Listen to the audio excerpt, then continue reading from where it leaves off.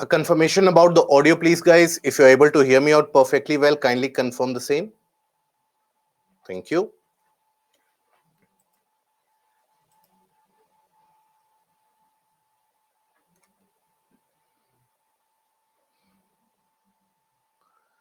So basically, till now we have had a discussion about the neutral conditions, Walker circulation, and the conditions of La Nina, where we have seen that whenever you have conditions of La Nina, significant amount of warmer water tends to accumulate in the region of Western Pacific, further inducing a very heavy amount of rainfall in the region of Western Pacific, whereas the Eastern Pacific, that is the South American coastline, that ends up becoming extraordinarily dry. It is very, very dry. It becomes very dry as a result of it, and it experiences drought-like condition. Now, before the break, I had asked you one of the problem statements, and the problem statement was very simple, that if, let's say, you have a bucket of water, bucket full of water, let's suppose, and here water is filled to the brim, to the top. Now here, let's suppose you have a large fan which is installed.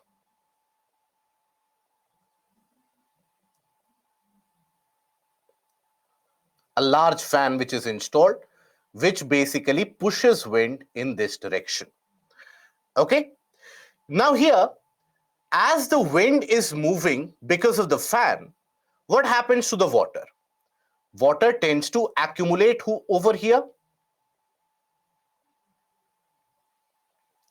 isn't it? You will observe that water tends to accumulate over here. Some part of that water even manages to spill off. But let's suppose that you remove this fan from here. Let's suppose this fan is removed. So the air which was blown by that fan, that will also disappear. That air will no longer be present anymore. So what will happen to that accumulated water? Will the accumulated water continue to stay where it is, or will that accumulated water experience or exhibit something different? What do you think? Very good. The accumulated water flows back to gain an equilibrium state. The accumulated water tends to return back to normalcy. If there is a greater accumulation, greater will be the flow back. If there is a minute accumulation, some amount of flow back, isn't it? A very similar process is at play when we talk about the conditions of El Nino. Now, El Nino conditions in general. Here, what happens, we will talk about it in detail. So here, and why is it that we are talking about the flow back of water? That also is something we will be talking about in significant detail here. So here, this is the equator. Now, around the region of equator, in general, you have the trade winds. Trade winds which move in a general direction from east to west. The trade winds, they end up moving in general between east to west. Okay? They end up moving in general from east to west. Now, it is this trade wind which leads to the accumulation of warm water in the region of Western Pacific, inducing a kind of a Walker circulation. Okay, so it is this trade wind which ends up moving, which accumulates the warmer water in the region of Western Pacific. Now let's suppose this trade wind weakens. Immediate question will be, why will this trade wind weaken in the first place? So think about it very briefly about the tricellular model of circulation that we had discussed. especially around the region of equator, around 0 degree. We had discussed that the surface winds around the region of equator, they are initiated by the subtropical high pressure belt. And that is what creates the Hadley cell.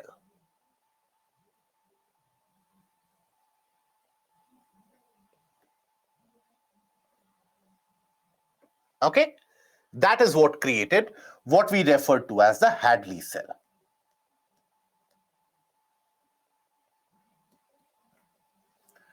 Now, let us suppose a situation where this subtropical high pressure belt, we can think about this subtropical high pressure belt as the source of the trade winds, isn't it? This is a subtropical high pressure belt. Subtropical high pressure belt. This can be thought to be as the source of trade winds.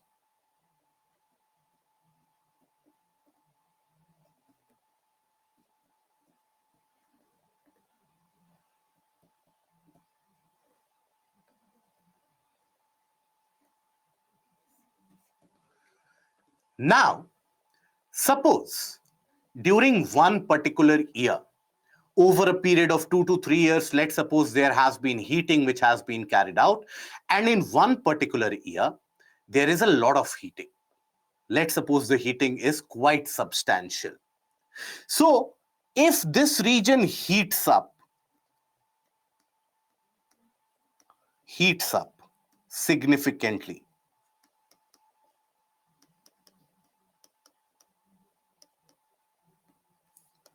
suppose this region heats up significantly, then as a result of that heating up process, this region will also start experiencing any area where you have a sinking air column. Simultaneously, if it is getting heated up very significantly, then in this area, you will also experience some amount of rise of air because the air is warming up simultaneously. So the air will try to rise up, and this is an area of sinking air column. So what will happen to the intensity of high pressure? The intensity of high pressure on the ground, will it tend to remain the same? Will it increase? Or will the high pressure's intensity decrease? What do you think will happen on the ground if there is substantial heating at the region of high pressure? Very good. Beautiful. So the intensity of high pressure decreases. Intensity of high pressure decreases.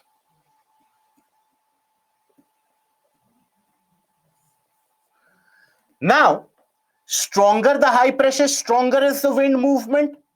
And these high pressure zones, they are the source of trade winds. If this high pressure significantly, the intensity of it reduces, then what can we say about the intensity of the trade winds? If the intensity of high pressure decreases, trade winds, will they continue to move normally? Will the trade winds weaken in intensity, or will the trade winds strengthen in intensity? Very good. The trade winds will weaken as a consequence of it. So here, trade winds will weaken. Winds weaken or disappear for a small time period. Rather than that, they disappear for some time.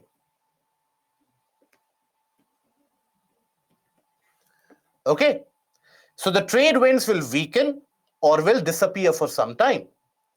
Now, in this situation, when the trade winds have weakened or disappeared for some time, it will be the similar scenario where at one point you had the fan which was blowing away the wind. That fan was giving the wind.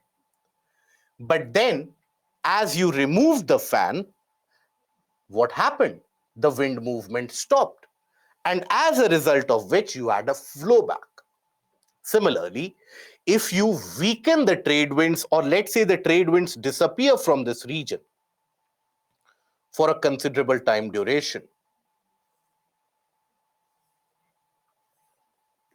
when the trade winds will weaken, what will happen as a result of it?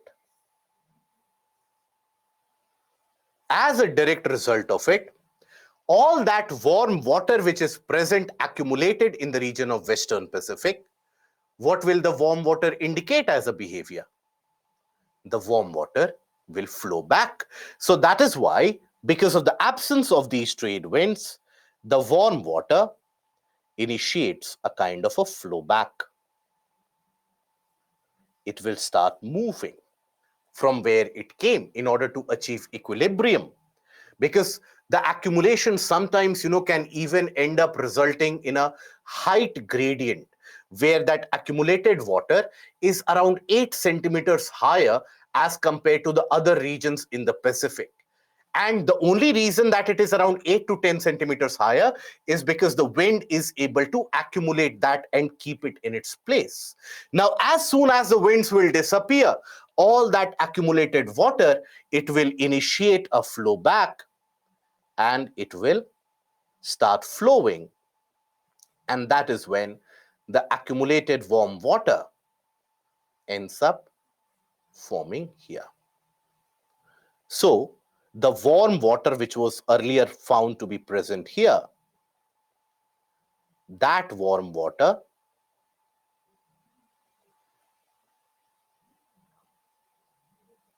will initiate a kind of a flow back.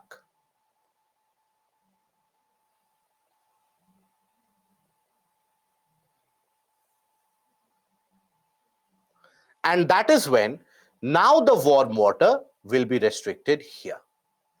Okay, so here you have warm water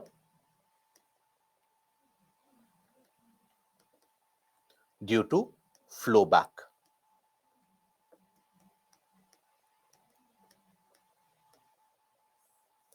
Now, wherever you have the presence of that warm water in a larger chunk, that will lead to the development of a low pressure. Now, rather than the low pressure being developed over the Western Pacific, the case that we have seen up till now, now you have accumulation of warm water in the region of Eastern Pacific. That means what? Now the winds will be attracted towards this warmer waters. So the winds will be attracted from all directions towards this warmer water region. Here, winds will come in from different direction. They will also get heated up. They will rise up. When they rise up, they form clouds. They will bring substantial amount of rainfall in this entire area, which was otherwise dry, very, very dry. Now that region will receive substantial amount of rainfall. The wind will further rise up. It will diverge. Okay. It will diverge and eventually it will be sinking around the region of Western Pacific. Why? Because as the warm water is being carried over, here you now have the surface winds going towards the region of that warm water or Eastern Pacific. So all the surface water now will be accumulating in the surface water from all this region will be accumulating in this pool because that is the destination of the winds now. So the winds will be carrying that warmer surface water along with them, depositing it here. So as a result of that, you have slightly cooler waters due to upwelling, which will be observed here.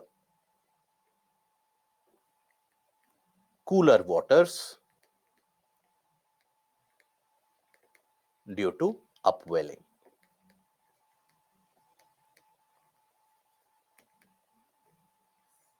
So that cooler water means you have creation of a high pressure. So you have creation of a low pressure around the region of Eastern Pacific and subsequent creation of high pressure around the region of the Western Pacific. Now in these conditions, Western Pacific, will it receive rainfall or not? What do you think? Will the region of Western Pacific be receiving rainfall as it was the case earlier, or will it be dry? Very good. It will be very dry, drought-like conditions almost. So that is where the condition is referred to as El Nino. In a way, El Nino can be thought about it as a reversed Walker circulation. We can think about El Nino as a reversed Walker circulation. Why? Because in the case of a normal Walker circulation, the warmer waters were accumulated in the region of Western Pacific, right? And colder waters were present in the region of Eastern Pacific. But now those conditions have reversed because of the flow back which has been initiated. Why has the flow back been initiated? Because of the weakening of the trade winds. Why have the trade winds weakened? Because of the weakening of the subtropical high pressure belt. Why has the subtropical high pressure belt weakened? Because of significant amount of heating which has received.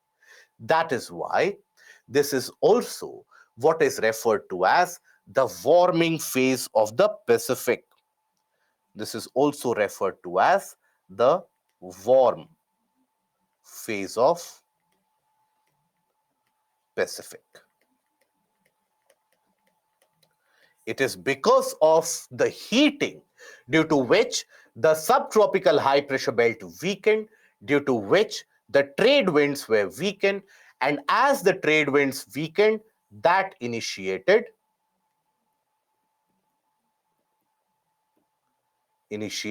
a flow back. So when you have a flow back which is initiated, that means the warmer waters which were present in the region of the Western Pacific, those warmer waters have now flown back all the way to the region of the Eastern Pacific. And now when you have warmer waters in the region of Eastern Pacific, that means that there you have the low pressure. That means the winds will be directed towards this low pressure. So as the winds are moving towards the low pressure, they will be dragging the surface warm water along with them. Now the Eastern Pacific becomes a pool of accumulated warm water or that low pressure that induces the amount of rainfall in the region of Eastern Pacific, whereas because the surface water has been dragged away from the region of the west, subsurface colder waters, they come to the surface and you have high pressure, colder conditions created in the region of Western Pacific. So this is a reversal of the Walker circulation. So during El Nino, observe that under normal conditions, you had accumulation of warm water in the region of Western Pacific. But because the trade winds themselves got weakened, that means there is a flow back. And all these warm waters now accumulate in the region of Eastern Pacific Ocean. And that completely reverses the circulation. So, due to weakening of the trade winds, the accumulated water across the Western Pacific starts to flow back, leading to redistribution of warmer and colder waters. So, as a result of this, you have warmer waters present where? In the region of Eastern Pacific. And the colder waters are present where?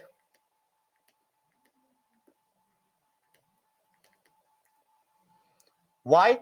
Because now that you have the warmer water in the Eastern Pacific, the winds will be moving towards the region of the Eastern Pacific, isn't it? So winds will move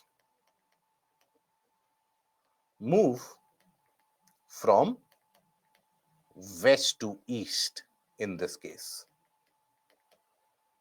So winds will move from west to east in this case. That means there will be upwelling in this area. There will be significant amount of upwelling in the region of Western Pacific. So colder water will be present in the region of Western Pacific.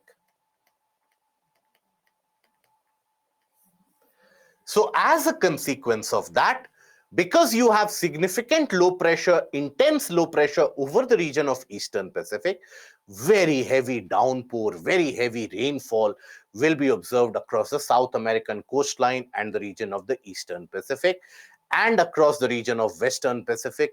Generally, you will observe the conditions of dry weather conditions. So due to this, there are changes in weather conditions leading to drought-like conditions near Australian coast and flood-like conditions in the Peruvian coast. In a way, it is what is referred to as reversed Walker circulation. It is referred to as a reversed Walker circulation in general. Okay? So this is what you have as El Nino circulation. So observe the El Nino circulation here. Significant portion of the warm water has now accumulated in the central and the eastern Pacific. Here you have sinking air column. In the region of the western Indian Ocean, now you have the rising air column. So under these conditions, where is it more likely to observe a tropical cyclone? Will you more likely be able to observe tropical cyclone across the region of Arabian Sea or Bay of Bengal? What do you think? Very good. So it is in this condition where you will find the formation of tropical cyclones across Arabian Sea, because here you have a low pressure, substantial low pressure created in the region of Western Indian Ocean.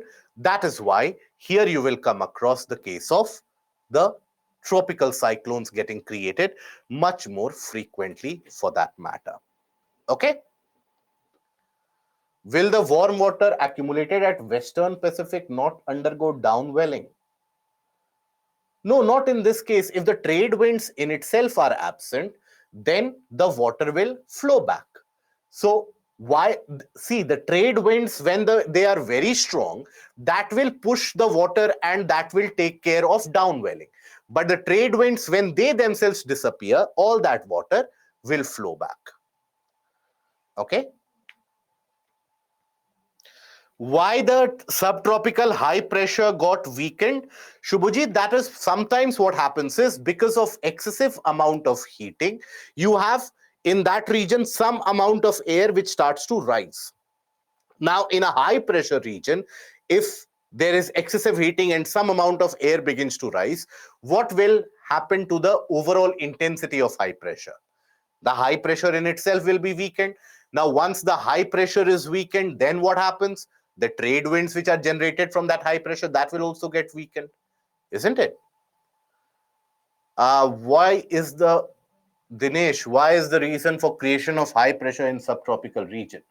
It is a dynamically created pressure belt. Look at the tricellular model of circulation once more. You will find that it is there that you have the sinking of air column.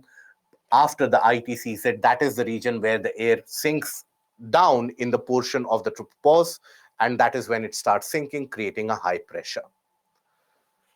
In Eastern Pacific, Eastern Pacific areas include areas of America and west of Australia. No. Eastern Pacific means eastern part of Pacific Ocean. That is, this particular portion is the Eastern Pacific. This portion is the Western Pacific. How Arabian Sea? See, for the formation of tropical cyclone, what is the condition required? You need a pre-existing low pressure. If you have a pre-existing low pressure region in this entire area, then chances are that you will have intensification of that and formation of a tropical cyclone. If you talk about here in this region of Bay of Bengal in comparison, here you have a sinking air column. So that is why you cannot have a condition of low pressure created there. Is there any reason behind excessive amount of heating in sub, or it randomly happens? So every few years, that is something which is observed. Every few years, Shubhajit, you will observe that an accumulated heating take. For example, for the past 3 years, we have been experiencing La Nina conditions. Slowly and steadily, the Pacific and the subtropical region has been heating up. As a result of that, the trade winds have significantly weakened.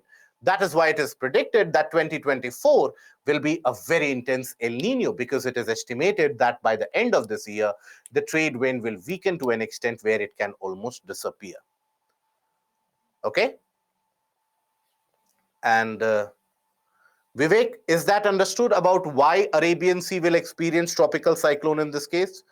Dinesh, why Kerala receives good rainfall every year irrespective of cyclone? That is because the monsoon winds make the landfall there. And if Kerala would have been a complete plain landmass without any western Ghats, it would not have received rainfall. It is an orographic rainfall which is received by Kerala, and that is because of the moist winds hitting the land in that region first. We'll come to the Indian monsoon. We'll talk more about it.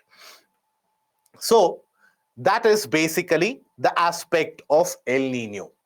Overall, El Nino is always associated with a drought-like condition in India or a deficient rainfall condition in India. Whereas La Nina is always associated with an excess rainfall received in India. So observe here, in 2004, you had an El Nino year. So we received only 88% of the average rainfall, right? Only 88% of the average rainfall which was expected. 2005, you had neutral conditions, and same was in the case of 2006. Neutral means normal Walker circulation. So you received 101 to 103% of rainfall.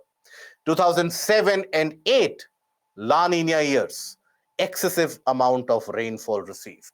Then 2009, again El Nino, very severe El Nino year. 79% of expected rainfall was only received. 2010, again La Nina, immediately after El Nino, so rainfall quantity was significantly sufficient. Again, 2011 El Nino. So you had again 104%. So always La Nina generally associated with higher than average rainfall. El Nino is always associated with drought-like conditions. You have various other factors which can interplay, which can end up moderating the impact of El Nino and La Nina. But generally, El Nino, less rainfall in India, La Nina, higher rainfall in India. Why? We'll take a look at it in the next module. So this is the kind of question which has been asked, which is oftentimes asked from this area. La Nina is suspected to have caused recent floods in Australia. How is La Nina different from El Nino? La Nina is characterized by unusually cold ocean temperature in equatorial Indian Ocean, whereas El Nino is characterized by, and El Nino has adverse effect on southwest monsoon of India, but La Nina has no effect on the monsoon climate. Which of them is or are correct? I'll give you 1 minute. Read the option statements carefully, very carefully.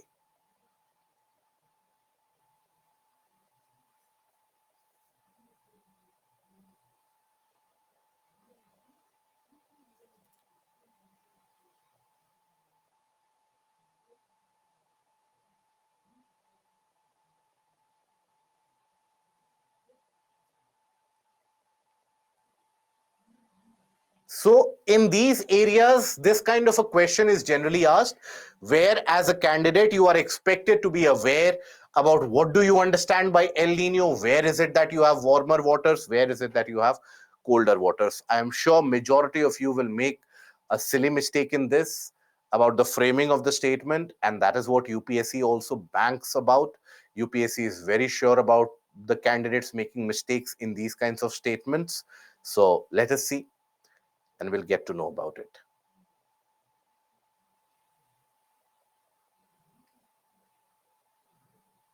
Good. So a majority of you have made the expected mistake, the expected error, which means that it is something which is curable. So majority of you have given the answer A1 only. That means you have not read the option statement carefully. Let us read the option statement carefully, word by word. La Nina is characterized by unusually cold ocean temperature in equatorial Indian Ocean, whereas El Nino is characterized by unusually warm ocean temperature in the equatorial Pacific Ocean. Now, La Nina has colder waters in the region of Pacific or the Indian Ocean. What do you think? We have discussed this just now. All those who have basically said A. Is this going to be Indian Ocean or is this going to be Pacific Ocean? Because we have not talked about Indian Ocean till now at all. So, this is going to be Pacific Ocean. Right? Here it is mentioned Indian Ocean. So, that means 1 is incorrect. The second statement, El Nino has adverse effect on southwest monsoon of India, but La Nina has no effect. It is again incorrect. La Nina also has an effect. So the correct answer in this case is going to be D, that is neither 1 nor 2. Majority of you who have marked A, you would have basically read the entire thing and you would have assumed that why will UPSC play with Indian Ocean or Pacific Ocean? It would have given the correct one. So it would have mentioned Pacific. This is where UPSC plays with your mind, and be very careful with that. Understand the mind of the enemy first before attacking. So other than this particular word, the entire statement is correct. It is this particular word which the candidates ignore. That is why you have to appear for test series in order to ensure and in order to check whether you are able to maintain that concentration levels to be able to pick these out. Okay, anybody having any doubt in this question? Kindly let me know. Anybody who still feels it will be A, kindly let me know, or we proceed further. Okay, good.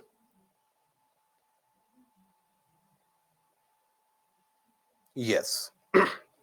So now we come to the portion of Indian Ocean. They didn't say whether Peru or Indonesian. They will never say about that. Rarely will they say about that, because that is a particular detail that we have talked about. Right? Sometimes they can get into that depth, but if you have covered the portion that we have covered till now, you are very safe. Please understand, even in this much amount of depth, you will not find it mentioned that why El Nino happens, why the trade winds weaken. You will not find it in very many different books. So that is where even the information that you have gained till now about Walker circulation, ENSO cycles, that is at par with the optional requirement of geography. So keep that in mind. Okay. So whatever you have studied till now, more than sufficient. Okay. Right. It must be colder. Anshu, colder where? Indian Ocean at high pressure. No. Indian Ocean has a different phenomena of its own. We'll come to it. Okay, we'll come to the portion of Indian Ocean very briefly. So till now, we have basically taken a look at the portion of the Pacific Ocean, where we have seen that development of two different individual thermal regions can induce a wind movement, can induce a circulation of its own. Now, in the region of Indian Ocean is obviously not as wide as is the case with the Pacific. Indian Ocean is comparatively smaller. Now, in the region of Indian Ocean, there is also a creation of differential pressure zones. But here, that differential pressure zone is created purely by heating of the sun. Heating of the sun in what extent? So if, let's suppose, you have a land mass and a water body, if the land mass gets heated sufficiently, the water also starts getting warmer. the water body also starts getting warmer. So that is why across both ends of the Indian Ocean as well, you have development of differential pressure regions. And that is what is referred to as an Indian Ocean dipole. Okay. In general, what is the temperature difference between Eastern and Western Pacific? It is largely around 0.5 to 0.7 degrees Celsius in majority of the cases, Nitin. Even that temperature difference of 0.5 to 0.7 degrees Celsius is enough to initiate a motion and a differential pressure zone. Now we come to the Indian Ocean dipole. Dipole means two different poles. So it is also referred to as the El Nino of Indian Ocean. It is defined by the difference in temperature between two areas of the Indian Ocean, a western pole near the Somalia coastline, that is the African coastline, that is the western Indian Ocean, and an eastern pole in the eastern Indian Ocean to the south of Indonesia. Overall, Indian Ocean dipole is a sea surface warming phenomena with different regions of the Indian Ocean heating up at a different rate. Why? Because of the properties of the nearby landmass, prevailing wind patterns, oceanic circulations, all of them are at play. Now, when you have different ends of the Indian Ocean, they develop a different temperature that induces a thermal pressure difference across the eastern and the western end of the Indian Ocean, which in turn initiates atmospheric circulation and also influences the impact of ensocycles across the Indian Ocean. So overall, what we mean to say by the entire process is, let's suppose this is the Indian Ocean. Let's suppose. Here, this is what we have as the case of the Indian Ocean. Here, let's suppose this is the region of the equator. So, you have heating of the landmass happening in this region, which will influence the water temperature, and you have heating of landmass happening across all these areas as well. This particular portion, that is the Eastern Indian Ocean, that is very different from Western Pacific. So don't confuse Eastern Indian Ocean with Western Pacific. They are very far away from each other. Now, heating takes place. Now, when we talk about Eastern Indian Ocean, observe the region of the Eastern Indian Ocean. Here, the water is trapped between many different land masses. And here water is comparatively homogeneous. It is uniform. Here water is trapped between various islands, various different land masses. Now the land gets heated at a much greater rate, at a much greater degree as compared to the water body. But if water is trapped in between the land masses, the water temperature, will it go up? Will it remain um, will it remain the same irrespective of the land distribution, or will the water cool down? What do you think will happen? Water which is trapped in between the various islands, the temperature will go up. Here the water is trapped between the various different islands, so the temperature generally goes up. So in the region of Eastern Indian Ocean,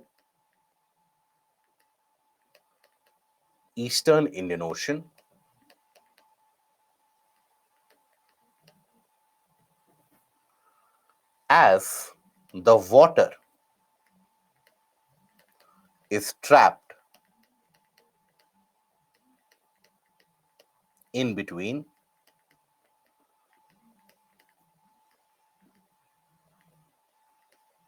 the islands, generally the water temperature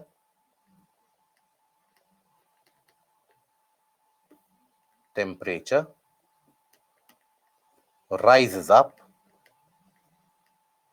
marginally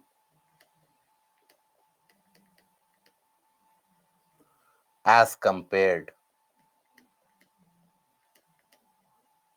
to the western Indian Ocean. This is under normal conditions.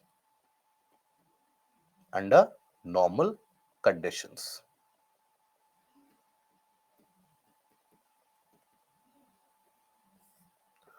So, the water temperature rises up marginally as compared to the Western Indian Ocean. So, this creates low pressure and high pressure, comparative low pressure and high pressure. So, low pressure will be created where and high pressure will be created where? Let me know. Where is it that the low pressure will be created? Where is it that the high pressure will be created? What do we think about it? Okay. Okay. Very good. So, beautiful. So here, low pressure will be created in the region of Eastern Indian Ocean.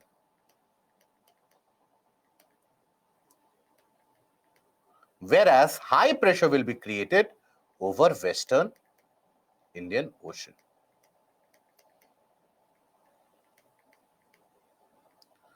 So because a low pressure is created here, that means what? That means winds, and you have a high pressure, a comparative high pressure is created here. A comparative high pressure. So this induces a wind movement. Winds always will blow from a high to a low. So the winds will blow from a high pressure to a low pressure.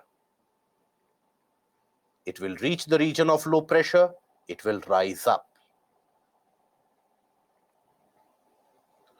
It will lead to formation of clouds, very heavy rainfall all across this region, around Malaysia, Singapore, Indonesia, all these areas, very heavy amount of rainfall.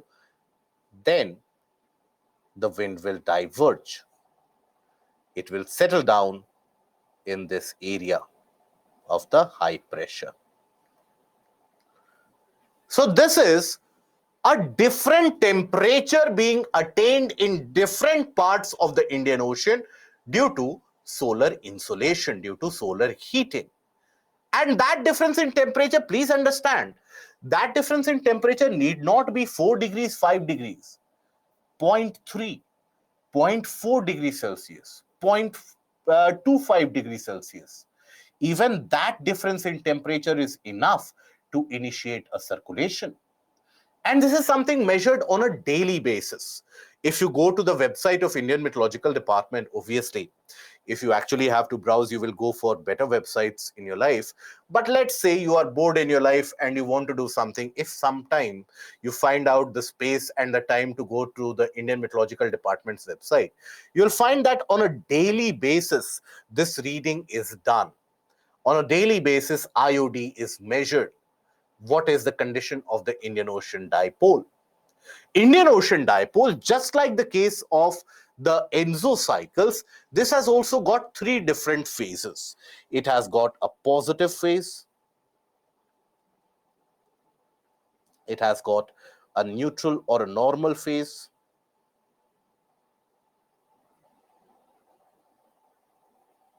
and it has also got a negative phase. So this also ends up varying from one to the other and sometimes to the next.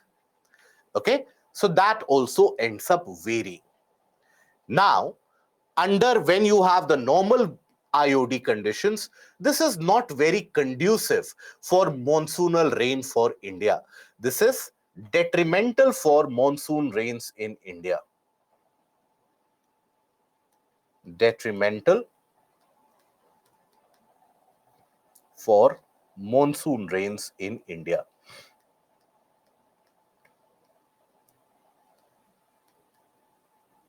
In India. So that is the neutral condition. If you observe this, this is the neutral phase where you will observe the development of low pressure over this region.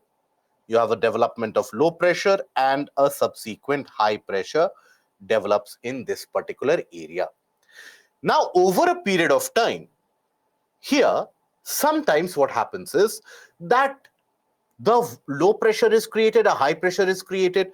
Wind movement, if you observe, will be from high pressure to low pressure. Now, this wind movement sometimes can also bring more surface water. Otherwise, sometimes greater amount of heating, let's suppose the region of Indonesia has not received significant amount of rainfall for a longer duration. So there will be a lot of heating of that region. So due to either of the factors, sometimes even the wind will carry the surface water. That low pressure tends to intensify, and the high pressure also intensifies as a consequence of that. So the intensification of the neutral phase, that leads to the negative phase of IOD, where these waters are much warmer than normal. That induces a very strong wind. So here you will observe what conditions? Upwelling. Upwelling, creating colder waters. Colder waters, and also a significantly intense high pressure is created. Now, this is what is referred to as the negative phase of IOD. And negative phase means very little rainfall. Rainfall in India during monsoon.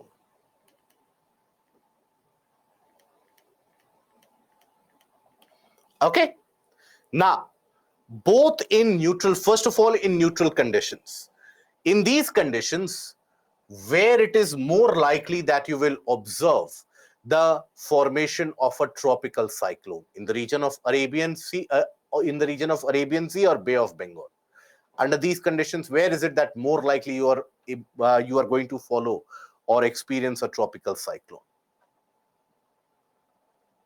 Very good.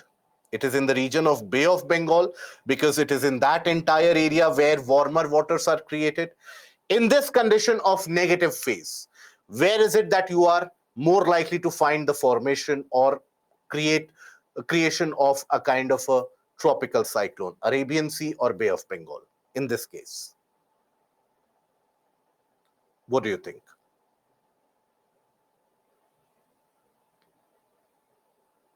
Correct, Anand. Kulshi, correct. Vivek, incorrect. So here also, you will observe Bay of Bengal as the prominent center, because the entire region will be warmed up. This entire region can experience the development of tropical cyclone. Here you have cooler waters, sinking conditions. So obviously no tropical cyclone, because for tropical cyclone, warmer waters and rising air column is required. Okay. Cause of negative phase, Avni, sometimes it is the neutral phase which intensifies, just like in the case of Enzo cycles, we observed that suddenly you have very strong movement of air, wind between the high pressure to low pressure. So sometimes it will carry the surface water along with them. Sometimes it can happen because of sheer heating. Very high amount of heat received by the region of Indonesia and the island region nearby, that can also induce that kind of a very intense low pressure in that region. Now, sometimes what happens is that the Western Indian Ocean, that is in the region of Arabian coastline, or in the region of basically the coastline of Africa. Now, because of substantive heating of Africa, the water body nearby also significantly heats up. Because the coastline of Africa, sometimes that heats up. It can always get heated up. Overall, I hope we understand that in every year, you would not have experienced that the summer temperatures are exactly the same as the last year, and they are exactly the same as the previous year. The temperatures keep on changing year after year because of various different conditions. So sometimes what happens is that the Western Indian Ocean gets superbly heated because of the heating of the African landmass. Now, when that gets heated up, you have warmer waters which are present. Then the winds, they start blowing towards this low pressure region. And when the winds, they start getting attracted to the low pressure, that will cause upwelling in the Eastern Indian Ocean. So this will create a comparative high pressure. And this will be a reversal of the normal condition. And that is what is referred to as a positive IOD. And this will be beneficial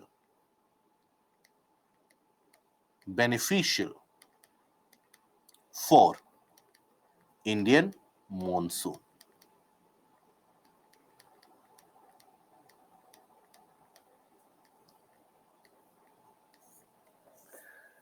Now, this is basically your positive Indian Ocean dipole.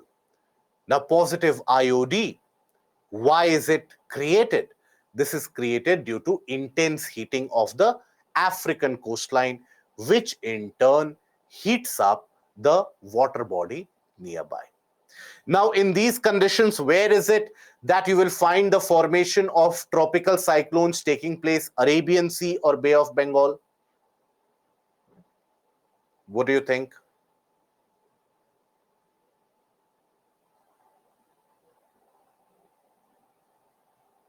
Good.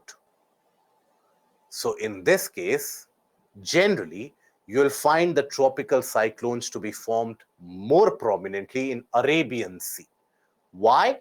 Because it is here that you have the low pressure and the warmer waters. In the earlier case, it was the warmer waters restricted into the Andaman Sea and the region of Bay of Bengal. Here you had high pressure. In the earlier case, you had high pressure here again. So not conducive for tropical cyclones in Arabian Sea. So neutral phase, again, basically detrimental for monsoon rains in India, and neutral phase conditions, you will more likely you will be able to find tropical cyclone germinating in the region of Bay of Bengal. So overall, we have seen different phenomena till now. And in all those different phenomena, we have seen that under normal conditions of atmospheric circulation, Bay of Bengal is much more likely to observe or experience the formation of tropical cyclone. It is only during El Nino and only during positive IOD that Arabian Sea gets a condition conducive enough for the formation of a tropical cyclone. So this is one of the reasons why under normal circumstances, Bay of Bengal is more likely to observe the formation of a tropical cyclone. Now, meanwhile, you have to understand that even while we were taking a look at ENSO circulations or El Nino Southern Oscillation, even in that case, we had basically observed, we had come across a situation where the ENSO circulation had an impact over the Indian Ocean as well, which would impact the Indian monsoon. IOD also has a circulation which will impact the Indian monsoon. Now, sometimes what can happen is the impact of El Nino or La Nina can be counteracted by the impact of IOD. Sometimes it can have an interplay upon each other. For example, the year 1997-98 was regarded as one of the most severe El Nino condition in the past century, one of the most severe El Nino condition. So India was braced up for extreme drought-like condition that maybe will receive very little rainfall. But to our surprise, we found out that India received close to average rainfall. It was deficient, but not deficient enough to warrant for the extreme El Nino condition. Later on, the meteorologists, upon greater investigation, they found out that simultaneously you had conditions of positive IOD, which was created in the region of Indian Ocean. That is what counteracted the otherwise impact of El Nino. So always understand that conditions of IOD can have an interplay, right? And influences the impact of Enso cycles across the Indian Ocean. So it can be an El Nino, but a positive IOD can somehow bring about normal conditions. It can be a La Nina, but simultaneously a negative IOD can bring about again normalcy of rainfall. So they can always interplay with each other. That brings us to the question which was asked in 2017 prelims. And here I hope that we don't commit the same mistake. So, with reference to Indian Ocean dipole, sometimes mentioned in the news while forecasting Indian monsoon. So, just by this statement, you can understand that even if, let's say, I don't know anything about IOD, just by looking at the statement, I can get an idea it has got to do something with the Indian monsoon. So, take a look at this question and let me know which is the correct answer. I'll launch a poll. I'll again give you 1 minute time here.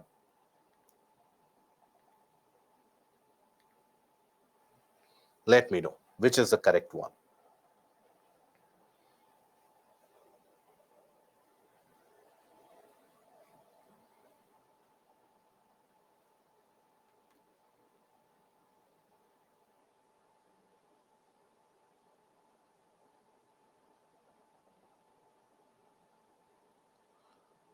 Avni, positive IOD is created because of heating of the Arabian Peninsula and heating of the Horn of Africa region, the Somalian region, etc. When that gets extremely heated up, it will heat up the nearby water body as well. So that creates warmer water in the region of Western Indian Ocean.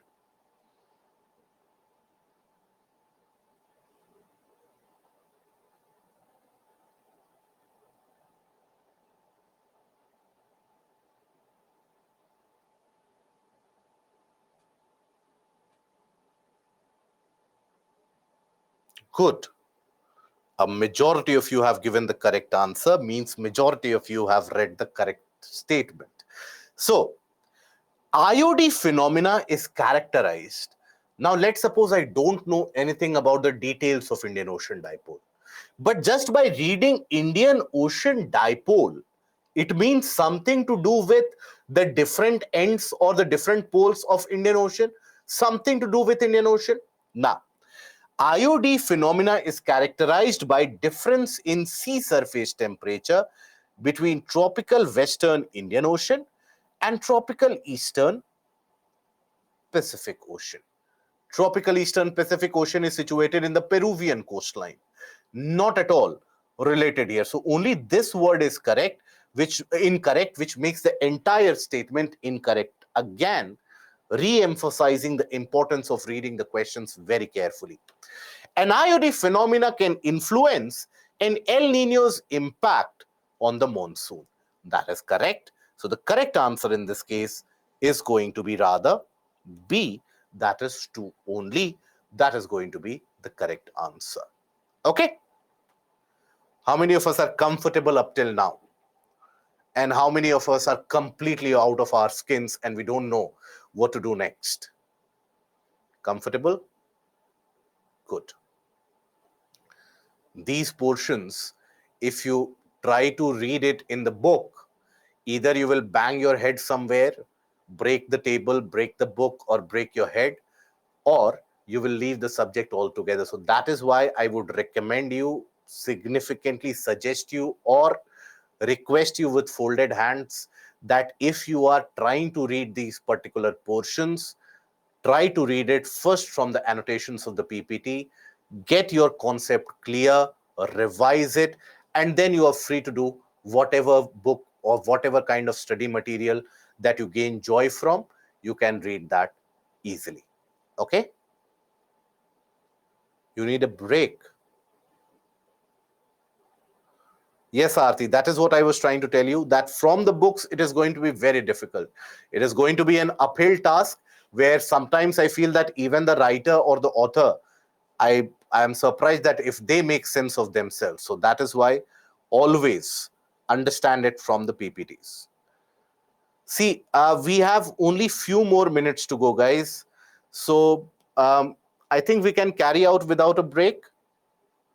Or do we, how many of us we need a break?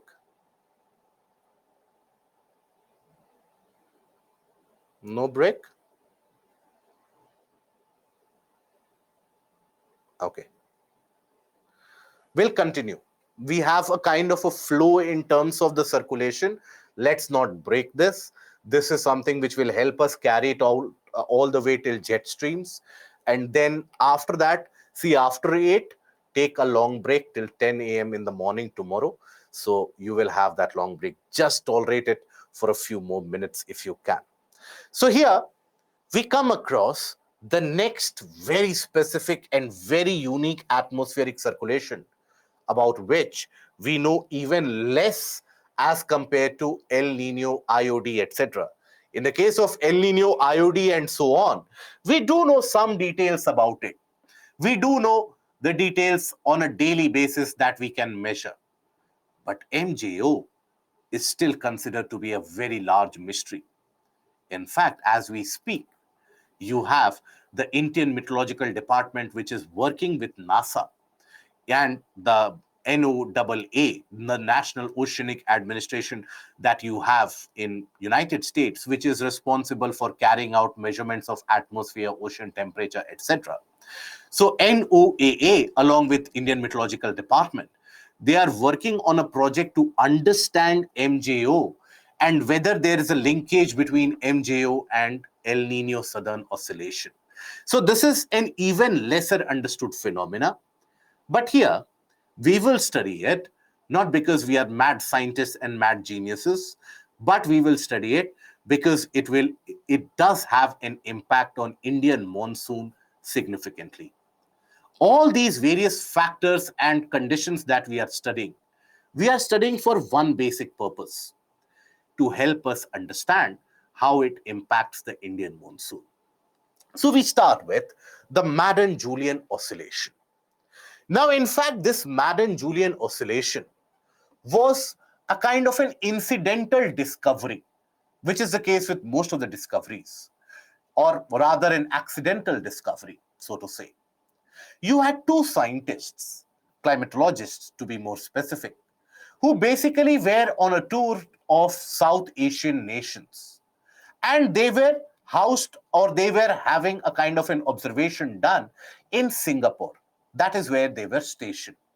Now, in Singapore, basically, they were present there to observe that how in equatorial regions across the globe, you have very frequent rainfall. And what is the rainfall pattern observed across equatorial land masses? Now, while they were carrying out their study, they were observing the cloud formation, rainfall pattern, etc. They came across something very unique.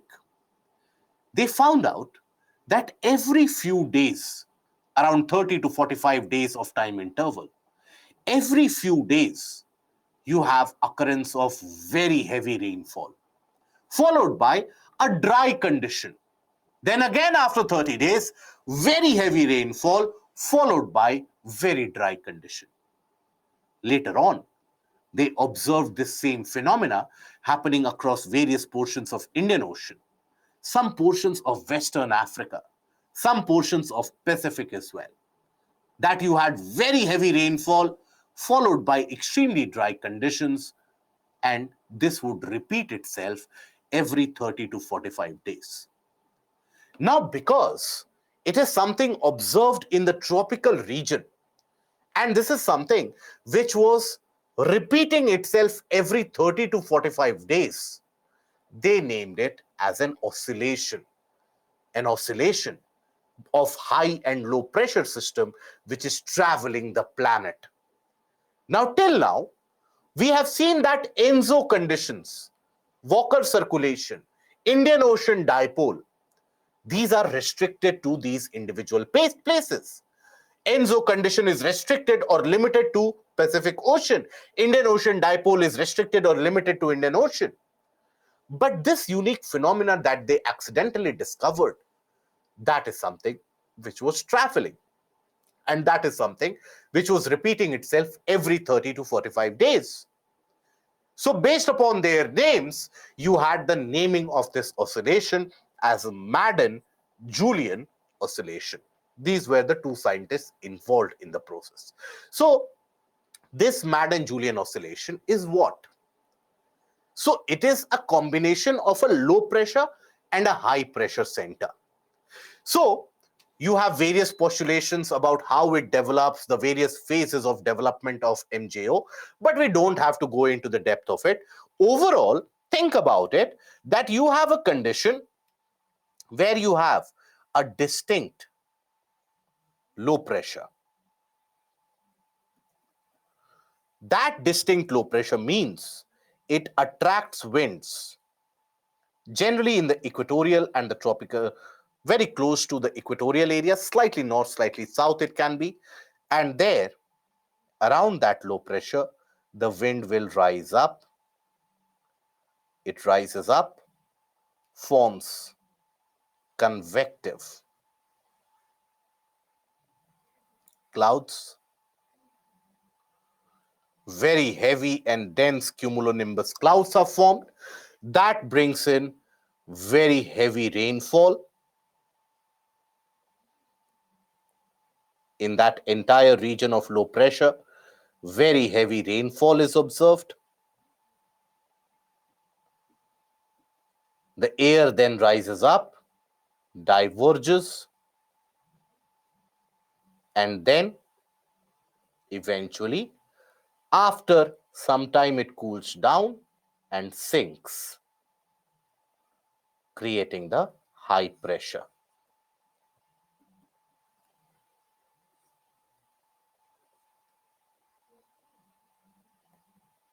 Creating the high pressure. This is the entire circulation of MJO. And think about it that this entire circulation keeps on moving across the planet from west to east. So, MJO is an eastward moving disturbance of clouds, rainfall, wind, and pressure that traverses the entire planet in the tropics and returns in its initial starting point in 30 to 60 days on an average. Each cycle lasts approximately 30 to 60 days. So here, observe this. So imagine this is basically the low pressure condition, the low pressure region. So here you will have a wind pattern which will sink here, creating a high pressure. Creating a high pressure. Now, as per NOAA, or the National Oceanic and Atmospheric Administration that you have in US, as well as the French Meteorological Department, this entire system ends up originating in the region of Western Indian Ocean and parts of Africa. Due to heating of the landmass of Africa, that is where the low pressure is initially created, and it travels eastward due to the rotation of the planet and the slow conversion of high pressure to low pressure system. And it has got various different phases. In the first and the second and the third phase, it covers the region of the Indian Ocean, then it further moves. So if you take a look at it, observe this is the movement of the MJO. Observe here, the entire region of the central Indian Ocean is the low pressure. That is how the low pressure, and this is just to give you the scale of circulation. Here you have the high pressure system in the region of the Western Pacific Ocean. So that is how this entire mechanism ends up moving in the eastward direction. How is it that this high pressure then becomes the condition of low pressure? Overall, think about it that this high pressure means a lack of rainfall. There is no rainfall here, sunny and dry conditions. Comparatively, here in this low pressure region, you have stormy and wet conditions, very heavy rainfall. So, what will happen to the temperature in this region? If I ask you about the temperature Will it rise up? Will it fall down in this area? What do you think will happen? Temperature will rise significantly. So because it is sunny and dry, the temperature here will rise up over a period of time. Meanwhile, if I ask you the temperature in this area, in whichever region that you are living in, when it rains continuously, let's say for a few days, what happens to the temperature? That is something which will be observed here also. So after a few days, the temperature will reduce, isn't it? So as the temperature here reduces, here on the other end, the temperature is increasing. So that means this high pressure eventually gets converted into a low pressure, whereas this low pressure eventually gets converted into a high pressure. If you are having difficulty to imagine it, think about it in this manner. So let's suppose here I have the condition where I have a low pressure. So the low pressure, it rises up, forms clouds, brings very heavy amount of rainfall, stormy conditions because these are cumulonimbus clouds, thunderstorms, lightning, etc. Right? Then this will rise up, diverge, it settles down in this area. Here you have high pressure. Now, MJO overall can be said to have two distinct phases in terms of rainfall. You have an enhanced rainfall phase, that is the phase of low pressure, and you also have a suppressed rainfall phase where you have no rainfall, sunny and dry condition, that is the phase of high pressure. So MJO has got these two distinct phases which are in existence. Now understand that how this high pressure gets converted into a low pressure. So here you have absolute lack of rainfall, lack of rains, right? That means temperature starts rising, temperature goes up. Here, meanwhile, it cools down due to heavy rainfall. So slowly, this low pressure transitions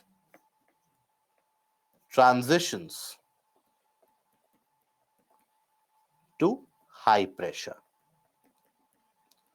Whereas this high pressure, because of increasing temperature, transitions to a low pressure. That means what? Now, this area will be your low pressure. That means all the winds will be attracted to this area. So you will have a high pressure here, a high pressure somewhere here. So that is how it eventually translates in the motion. And this entire movement across the planet is completed between 30 to 60 days, between 1 to 2 months. On an average, we take 30 to 45 days cycle for the entire movement. Wherever this low pressure will lie, that will be the region of very enhanced and heavy rainfall. Wherever the suppressed rainfall or the high pressure region will lie, that will not receive rainfall. So let's suppose when we talk about MJO, if that low pressure region is over the Indian Ocean, that is conducive for Indian monsoon. If, let's suppose, if the convective phase of low pressure lies over Indian Ocean, more rains and cyclones occur across India. Many of the times, the bright scientists in the Indian Meteorological Department, they do a kind of a post-mortem. What is post-mortem? That after the rainfall has occurred, let's suppose there was a deficient rainfall or a very heavy rainfall bringing floods in India. After 5 days, you will observe that a statement has been issued by Indian Meteorological Department that, you know what, there was very heavy rainfall because of MJO condition. Or you know what, there was a dry condition because you had a suppressive phase of MJO. So that is what, now that you know this, I'm sure you would be observing the aspect of news headlines more keenly, more carefully. You will be observing this particular aspect of how all of these, they contribute to monsoonal rainfall and in general rainfall in India. Okay. Does adiabatic heating also help in creating low pressure or not? Generally not. Adiabatic heating raises the temperature but not enough to create a low pressure. Sometimes, as is the case with tropical cyclone, it can intensify a pre-existing low pressure, but it will not simply from a high pressure, it will not create a low pressure. In case of MJO, no. And Pranay, if MJO is situated in Indian Ocean, it causes more tropical cyclones. Yes, we can say every high pressure converts to low pressure and low pressure to high pressure. No, not in every case. If you have a uniquely independent circulation, which the MJO appears to be, in that case, you will observe that there is a transition which happens, but not in every case. And Subhash, convective once more. So if you have a significant low pressure created, basically the genesis of MJO happens over the region of Africa and Western Indian Ocean. Now, convective phase is the phase of extreme low pressure that is surrounded by two different suppressive phases. So this is that low pressure region, and there the winds will be attracted from both the regions around, it will rise up, it will form clouds, cause heavy rainfall. So this is what is the convective phase or the enhanced rainfall phase. Okay, right. And I hope, Subhash, it is understood. Vivek, these are laughable aspects of doing post-mortem by IMD. There are much greater laughable aspects, my dear friend. When you come to it, when you start following news headlines, that is when you will get to be more aware that a cloudburst has occurred, a landslide has occurred. And after that, IMD issues a statement that because the conditions were such, cloudburst had to happen in that region. So that is where you feel that it is the entire exercise is very futile. Sometimes, for example, recently, that you had a lot of standing crops which were destroyed because of rainfall from western disturbance. And IMD, prompt that it is, came up with a statement that, you know what, the rainfall which destroyed all the crops, that was because of western disturbance. Now that is like, you don't need the Indian Meteorological Department for that. You need a normal student of geography can also generate that news headline. Being the Indian Meteorological Department, you need to have that kind of a predictability that 5 days from now we are going to receive rainfall, or observe the prediction that IMD is going to circulate for the next 1 month. If you really want comedy in your life, and if you are missing out on some entertainment, observe the predictions that IMD is going to issue from now on for the next 5 days. This region will be very dry. Invariably, on the third or the fourth day, there will be rainfall in that region. If they say heavy thunderstorms with burst of lightning, very heavy rainfall, invariably that region will experience some or the other dry conditions as well. So whichever region that you are belonging from, start observing the IMD predictions. Majority of the times you will find that significant amount of flaw does exist in that. They don't have the tools to predict earlier. They do have the tools, but not as updated as they should be. And obviously, It is basically a government work, so Sarkar-e-Hind moves with its own pace. So even if, let's say, the the prediction has been issued, but by the time it moves up through the various files and by the time it is finally given a declaration to go ahead to be announced to the rest of the world, that event might have already happened and gone by. That is why, as we were talking about the Odisha cyclone, many of the people didn't believe the government when the government said another cyclone is coming, because they thought it is a regular government functioning, it has got a latency effect. The same example was observed in the case of the Kedarnath landslide and the cloud burst. Now, that happened on a Sunday. IMD apparently sent a note on it was, I think, on a Saturday evening at after 5, where obviously the government officials had the argument that who will work after 5? Are we crazy to sit in the office after 5 p.m.? We have human rights for ourselves as well. So nobody cared for them. And it was around Wednesday or Thursday when Indian Meteorological Department finally came up with a statement that, look, we had given that warning. That warning we had given on Saturday. We did not declare it to the world, but we gave it secretly. Imagine if they would have done it openly. Imagine the thousands of lives which could have been saved. Obviously, when you go to an IMD office, most of the times you will be thrown with so much amount of data and so much amount of numerical numbers that you will have no clue what to make up of those numbers. They will tell you that moisture or the amount of moisture in the region of Iran is this much, so that can bring about unstable conditions in India. What kind of unstable conditions? Will it bring stormy conditions, rainfall conditions, or what kind of unstable conditions because of the kind of moisture in Iran? So that is what I would encourage you, that from now on for the next month and a half, keep observing what is the prediction that IMD makes. In majority of the cases, you will observe, let's suppose in your region you have experienced very hot conditions where the temperature is around 42, 45 degrees. The next day newspaper headlines will tell you temperatures are at record high. IMD says and issued a statement that temperature is at record high. This is something that we also know, that temperature is at record high. If you would have predicted it, then it would have benefited us.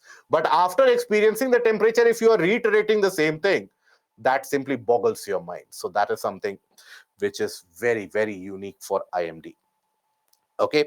Now here, yes, in school days, that is particularly disappointing. Even when you want to go out or a trip somewhere, IMD will issue a statement. Always believe that with a pinch of salt. Okay.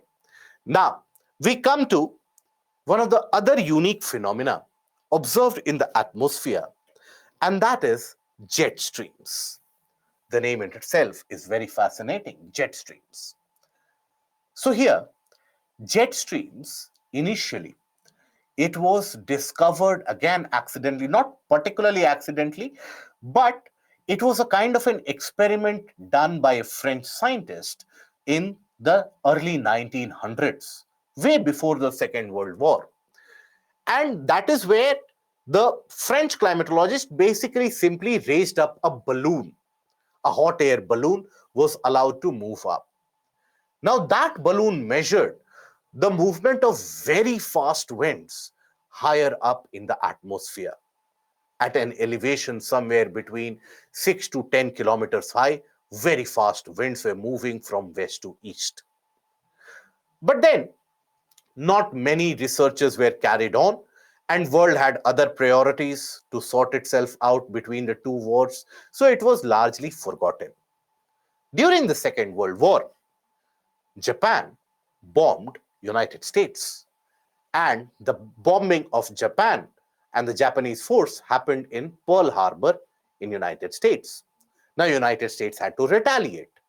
So that is where United States basically undertook a mission to bomb the Japanese places and the Japanese targets.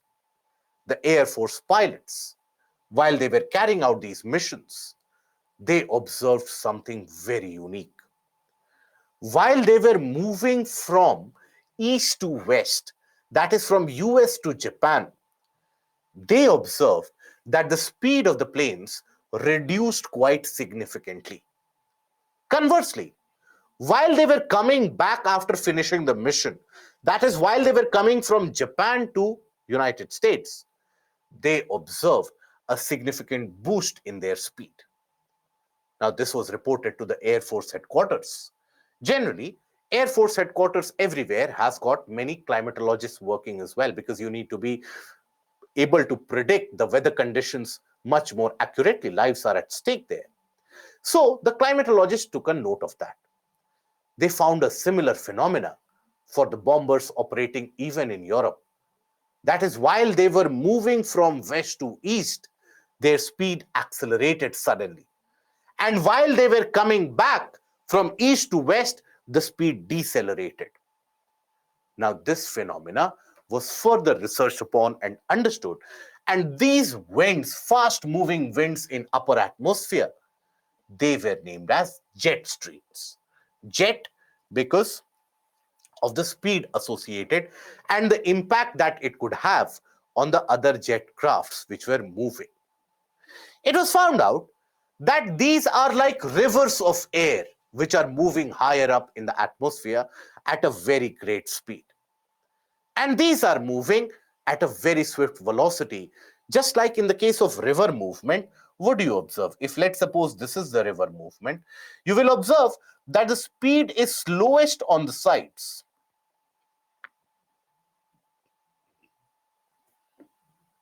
Right?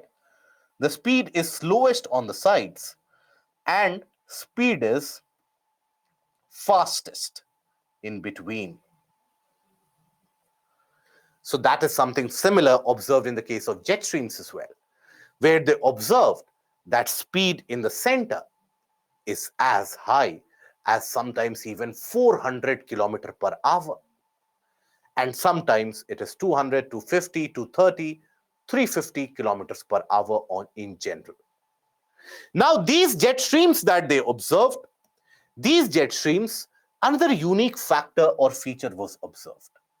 And that feature was that this had got a vertical variation. It would rise up, sink down, rise up, sink down. So in certain places, they were as high as 12 to 13, even 15 kilometers from the surface. And in certain places, they were only 6 kilometers from the mean sea level. This is your mean sea level. Another thing that they found out was that this jet stream also has got a kind of a other meandering factor. That is, these jet streams, they move from west to east, but they have a wavy nature like this.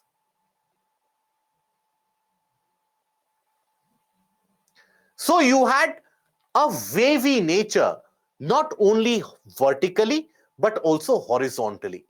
So if you have to think about it, imagine a jet stream which is moving. It is going somewhere like this, coming down, then again going somewhere like this and coming down. It is not a typical topsy-turvy that you get. You have a three-dimensional variation which is observed in these jet streams. Now, we know why these jet streams are created. But for a long time, we had no clue. These jet streams are very instrumental in inducing different weather conditions and climatic conditions over India. So here, when we take a look at it, jet streams are relatively narrow bands of strong wind in the upper levels of atmosphere. When we say upper levels of atmosphere, here we mean troposphere. The winds, they blow from west to east in jet stream, but the flow oftentimes shift north and south. That is, this entire movement can sometimes shift to the north, sometimes can shift to the south. Okay? They can shift north and south. They travel sometimes in the region of tropopause, sometimes lower as well. Okay? So, upper limit is tropopause.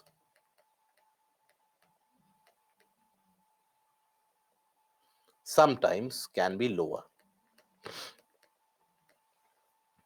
Can be lower.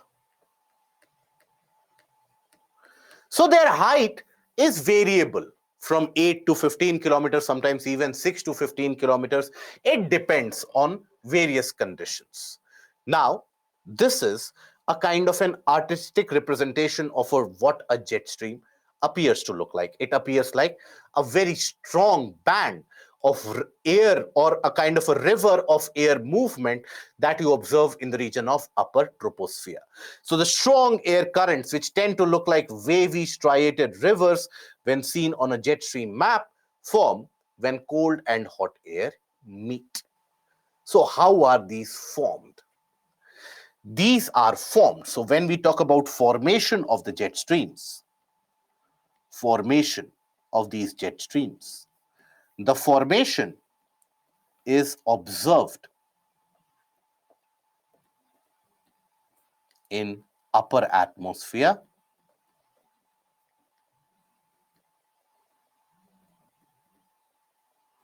where you have difference in temperature. Difference in temperature. This difference in temperature induces a difference in pressure. Whenever you have a difference in pressure, that induces a pressure gradient force. Pressure gradient force. And that induces strong wind. So how does a difference in temperature in the upper atmosphere, how can that bring about a difference of pressure in the upper atmosphere? Let us try to understand that. So we'll understand that with normal simple example and a normal logic. It will be easily understood. So here, think about it. Let's suppose this is the ground surface. Now, I have cold air, let's suppose. I have the presence of cold air. In general, the volume of cold air is smaller as compared to the warm air. In general, let's suppose this is where I have warm air.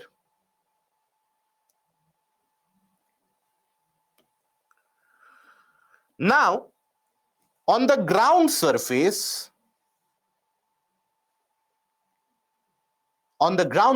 this will be high pressure, this will be low pressure. You have warm air and you have colder air, isn't it? So this is the high pressure and low pressure on the ground surface. But let us imagine a different circumstance.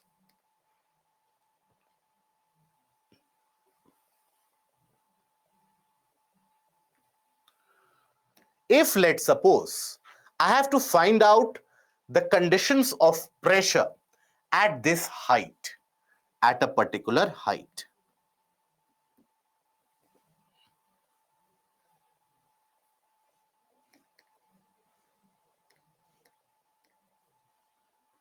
At this particular level, let's suppose this is at an elevation of 7 kilometers from the ground surface. Now, at this particular height or elevation, if I ask you, where is the pressure greater? If I say point A and point B, where do you think the pressure is greater, at A or at B? What do you think?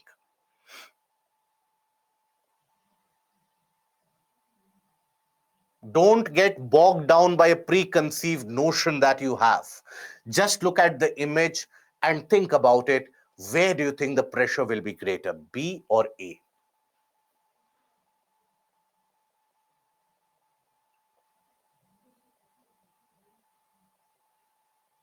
Okay. So here, if you observe above the region of A, even though the cold air is very dense, you have a small tiny portion of cold air exerting pressure over A. Whereas over B, even though the air is less dense, you have a significant volume of air above it. So, while at the ground surface you have low pressure and high pressure conditions in this region, higher up, because of difference in temperature, this will be high pressure, this will be low pressure. So that is where, due to difference in temperature alone, you have a pressure gradient. And that is what initiates the movement at a particle level. And this, when observed across the planet, leads to generation and movement of wind wherever you have the pressure difference which is experienced. And that is how the jet streams come in motion. Now, in order to understand where exactly these jet streams, excuse me, in order to understand where exactly these jet streams are in existence, you have to understand where exactly is the temperature difference in existence. So that can be understood with the help of the tricellular model of circulation. So if we talk about the tricellular model of circulation, that tricellular model of circulation basically means that at the region of equator, you have the ITCZ,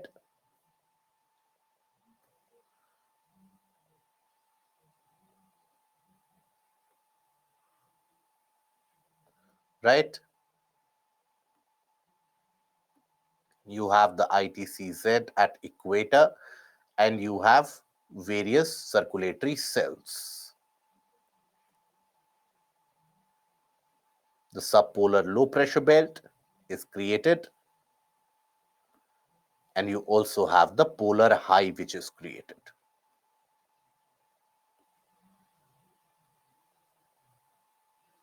Isn't it? This is the ITCZ. So if I ask you that in upper atmosphere where there will be a significant difference in temperature which will exist, will there be a difference in temperature existent at this particular portion? Yes or no? What do you think? Will there be a distinct temperature difference observed in that region? Right here.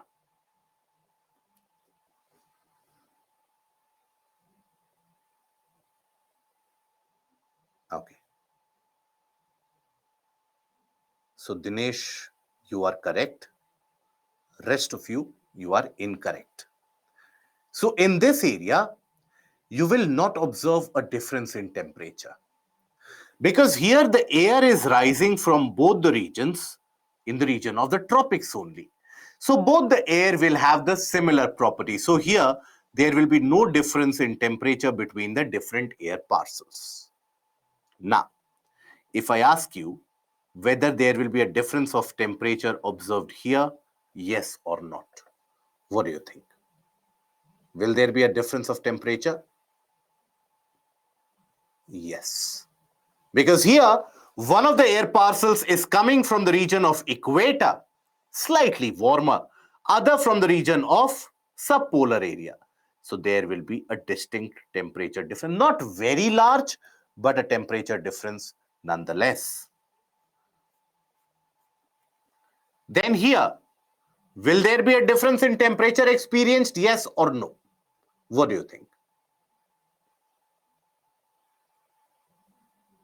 Yes, there will be.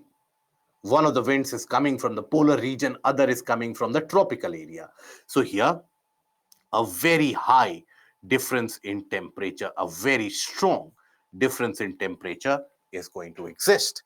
Same is the case with the southern hemisphere as well. So that is where you will observe that these jet streams, they are observed or they are formed above the region of the areas where you have a difference in temperature.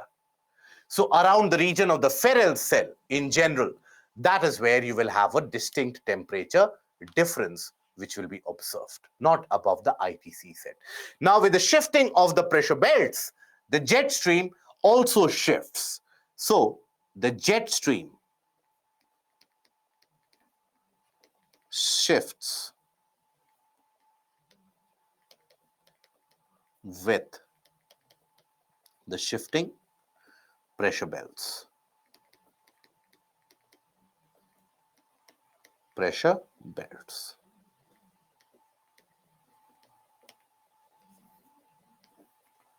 Overall, if you will observe, then across the planet, you will have 4 permanent jet streams which are present, because these are the permanent wind systems, the permanent pressure zones which are created.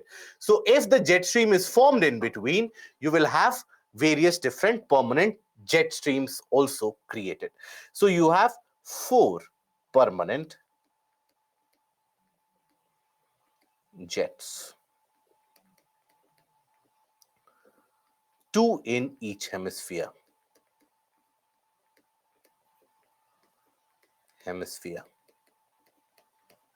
Which are those 2? You have polar jet, which is very strong jet stream. This is very strong because the difference in temperature is very high. And then you have the subtropical jet. Now this is comparatively weaker because the difference in temperature at this elevation is not very distinct. This is weaker in comparison. Okay, so that is basically where you have permanent jets. Sometimes strong upper air movement, strong upper air wind movement is also observed in certain areas for a temporary duration, for a brief period in a small localized space. So that is what gives rise to temporary jets. So you also have certain temporary jets, just like you had local winds, remember? You had local and permanent winds. Just like that, you have temporary jets as well. Example, you have Somali jet, influences Indian monsoon, strengthens the Indian monsoon. You have the tropical easterly jet, again, strengthens the Indian monsoon.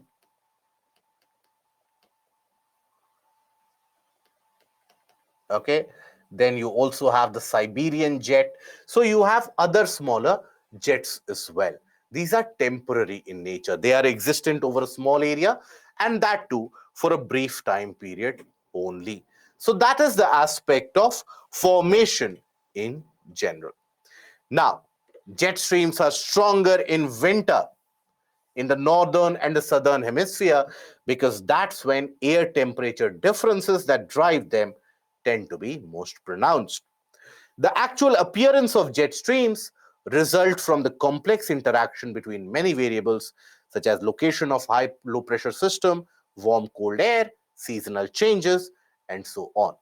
They meander around the globe. That is, they don't move across a straight path, they meander around, dipping and rising in altitude and moving across various latitudes, splitting at times. Whenever they come across a physical barrier, they end up splitting or breaking into two, forming eddies or circulation, and even disappearing altogether to appear somewhere else.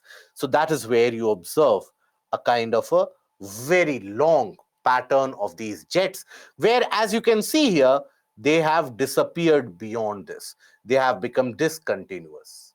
Right? Now, they have a height variation and a horizontal variation as well. And that is purely because of the impact of the hot and the cold air mass. Sometimes the cold air will venture into a warmer territory, and vice versa can also happen.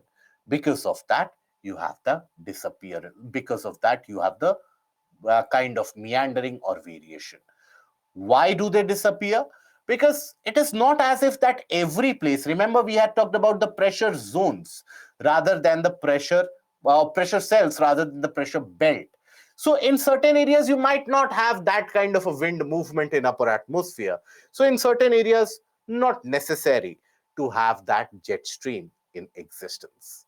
So Earth has got 4 primary jet streams: polar jet stream, subtropical jet stream. In both the hemispheres, these are in existence. Okay?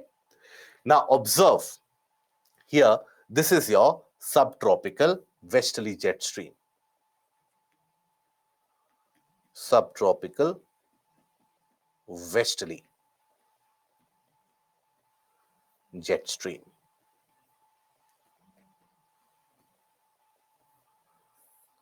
Now here, observe that this jet stream, as soon as it encounters this entire region, it breaks, it splits. This is the region of the Himalayas. Now, Himalayas are very lofty mountains, the tallest mountain peaks and the ranges across the globe.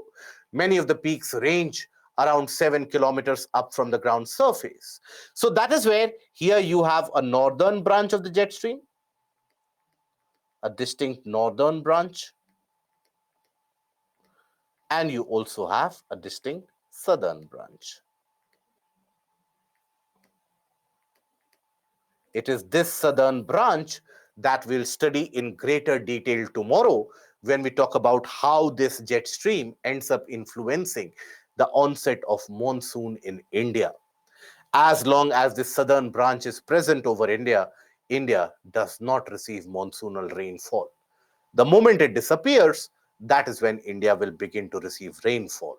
So that is how the jet stream disappears or simply breaks if there is a physical barrier, if there is a change in condition, and so on.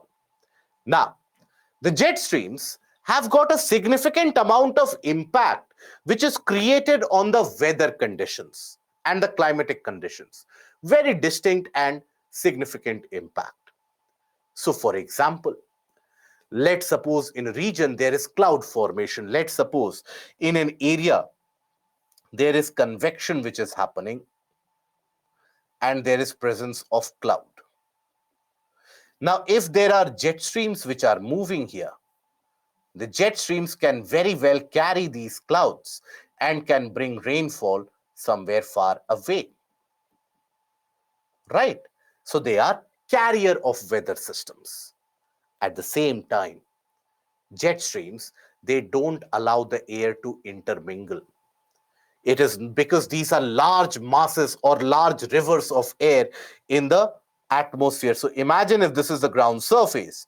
Here you have a jet stream which has been moving for a very long distance in this area. Let's suppose you have the jet stream, the presence of jets.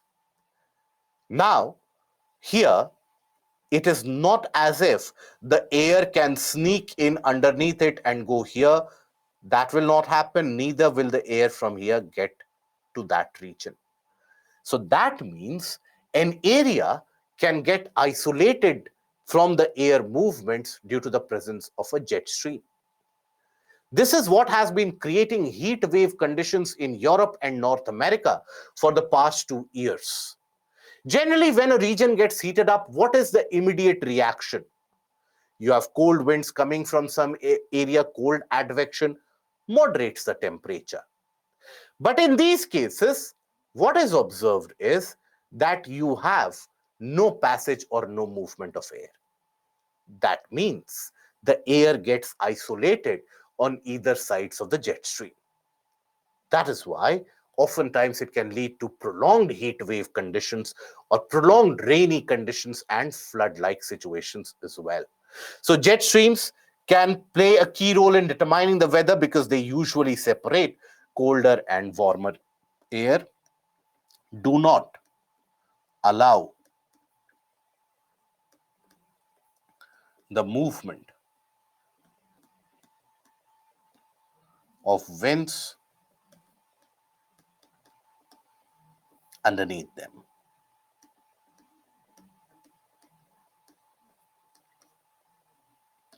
This separates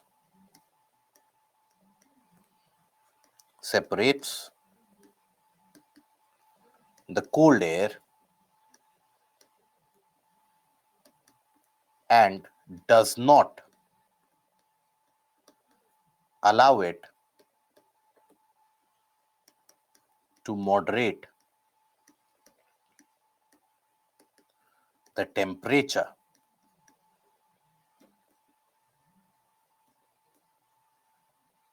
of warmer areas. This intensifies the heating, leading to heat wave conditions.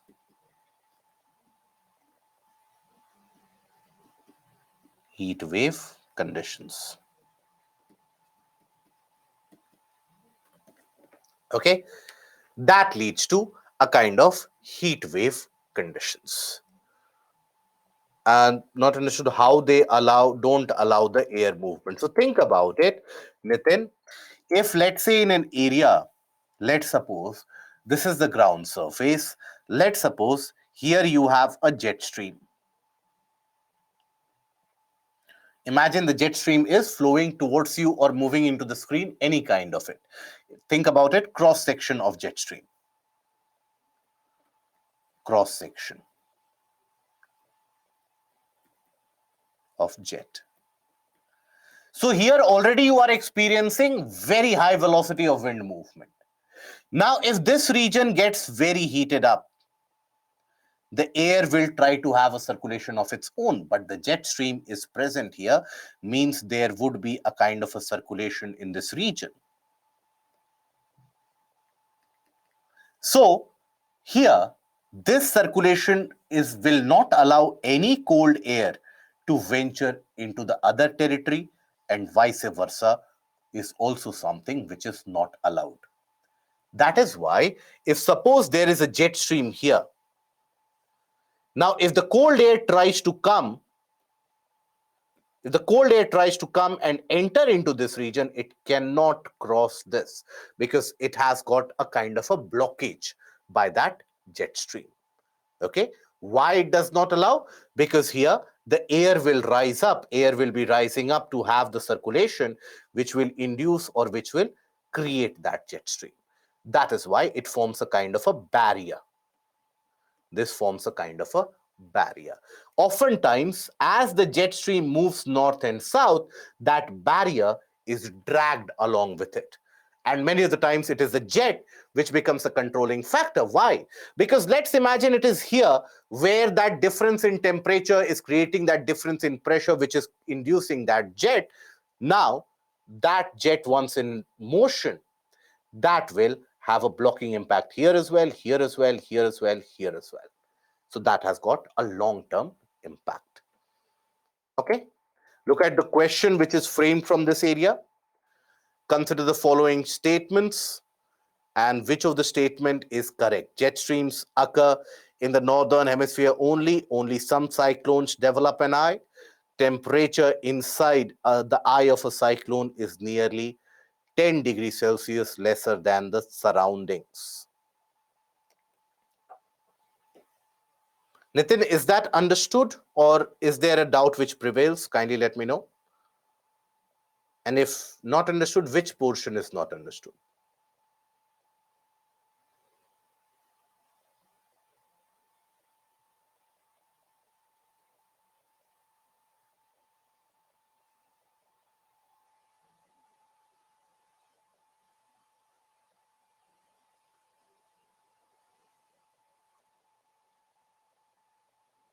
Vivek, very incorrect. Blocking portion. See, if there is a jet stream above a region, why is it that the air will move? Air will move because of distinct high pressure and low pressure condition where there has to be a pressure gradient. Now, in that pressure gradient which is created, as the wind is trying to move, it will be blockaded by the jet stream. Because it is not as if when a wind is moving, whenever you think about a wind which is in motion, it is not as if a wind will move like a slimy object. The wind which is moving will have a vertical component as well. So if suppose this is the ground surface, if here the wind is moving, let's suppose this wind will have vertical component along with it as well. That is where the entire concept of wind shear came into play during the tropical cyclone. Now, if there is a jet stream which is in existence here, that jet stream will blockade the movement of the wind. that will have a cascading impact on the ground surface as well. Even if, let's suppose, some amount of ground surface wind moves in, it will be incomplete in order to create any difference in temperature conditions or any difference in climatic conditions. Because when the upper wind will move, that will induce the cloud formation and the various other atmospheric disturbances that will be created. But that upper wind movement, along with the entire vertical section, is blockaded by this jet stream. So if you observe here, this will be permanently blockaded. This area will be distorted significantly. This area will also be distorted in terms of the motion of the wind. Okay. Now here this question, basically, jet streams occur in the northern hemisphere only.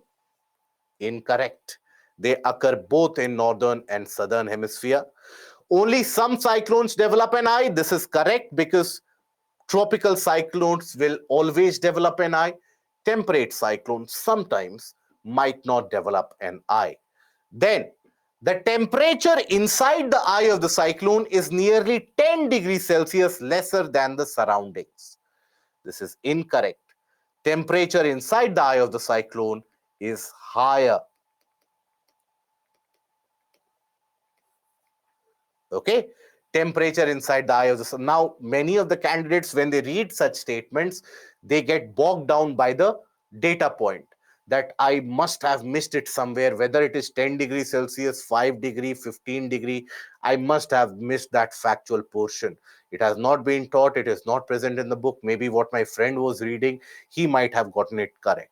So this is what UPSC plays with you. Whenever there is a data pointer thrown at you, there are some inherent logics observed. So here 3 is also incorrect. So here the correct option is going to be C, 2 only. Okay. Heat waves is a natural phenomena. How we compensate our agriculture system because of, by going for climate smart and climate resilient agriculture, indigenous seeds, and also sprinkler drip irrigation, cover cropping, all these can be used. Last 3 slides. 3 slides. So all these have to be shown simultaneously. Ankita, anyways, you will have the annotations of the PPT which will be given to you. So that will be all for today. Tomorrow, when we meet, we will discuss the most important portion, that is the Indian monsoon, for which we have done all this struggle to study all the various portions. That is for Indian monsoon. So we will be studying Indian monsoon tomorrow from the very basics. So after that, we will move into world climate and oceanography. I hope the session has been helpful. Does MJO impact IOD and ENSO? Not directly. It creates rainfall conditions in between, but it does not have a direct. That is why, in order to understand the relation between them, that is what the IMD is working upon. Okay. So we meet again tomorrow. Till that point of time, take care, rest properly. And tomorrow again, we continue with the final portions of climatology, and then we will enter into oceanography. So till tomorrow, goodbye, take care of yourself, and good night. Thank you.